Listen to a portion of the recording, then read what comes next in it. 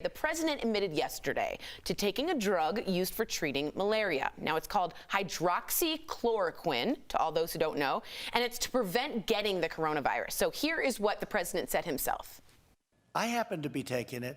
Hydroxychloroquine? I'm taking it, hydroxychloroquine. When? Right now, yeah. A couple of weeks ago, I started taking it. The White House physician released this statement saying that President Trump's decision was linked to support staff, like his personal valet testing positive. And valet is also just like a assistant. The president's decision to take the drug that could cause serious heart problems. It really could. It prompted immediate criticism. So here is what Speaker of the House Nancy Pelosi said about it.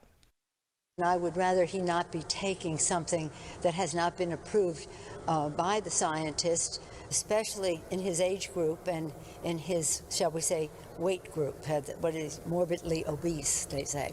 So I think it's not a good idea. Burn. Okay, sorry. It wasn't just the left that voiced concern. The president's admission also drew criticism on Fox News. So here's what anchor Neil Cavuto had to say about it. I cannot stress enough, this will kill you. So again, whatever benefits the president says this has, and certainly it has had for those suffering from malaria, dealing with lupus, this is a leap that should not be taken casually by those watching at home or assuming, well, the President of the United States says it's okay. The president responded then this morning, tweeting, "Fox News is no longer the same. We miss the great Roger Ailes." Said no woman ever. Said no woman. I was going to say, you know who doesn't miss Roger Ailes? The women. You have more anti-Trump people by far than ever before looking for a new outlet. Real quick before we get started, presidents that are democratically elected don't have outlets or news stations. That's for dictatorships. Unfortunately, that's an independent press is what we focus on here. Al, how do you feel about him taking the hydroxychloroquine? And also, was that such a burn by Pelosi or not? Let's be honest. Tori, this is bigger than burns. This is bigger than how I feel about one person, which is just what Trump is. He's one man, but he's one man that has access to medical staff at all times. Yep.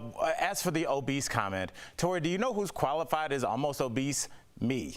I'm on a 2,000 calorie workout regimen a day. It's about 2.5 hours, and still my BMI is almost at obese, and I'm 217 pounds. So I think most Americans need to be mindful of, like, when they hear the word obese, you might think of my 600-pound life, but also think about me. So just remember, when you're starting to do things like this, consult your doctor, and remember, unless they give you a medication, do not take it, no matter who says it. I totally agree. Linz, before we go over to you, I really want to just say, so you know, the president is checked up every day. He's the most checked on patient we have. His body is important to everyone, so it is a national security issue. He's also, I assume, on a particularly low dose, and I know frontline workers, they're also on hydroxychloroquine on low doses. So I'm not getting after him on this. Lindsay, are you, or are you comfortable with this?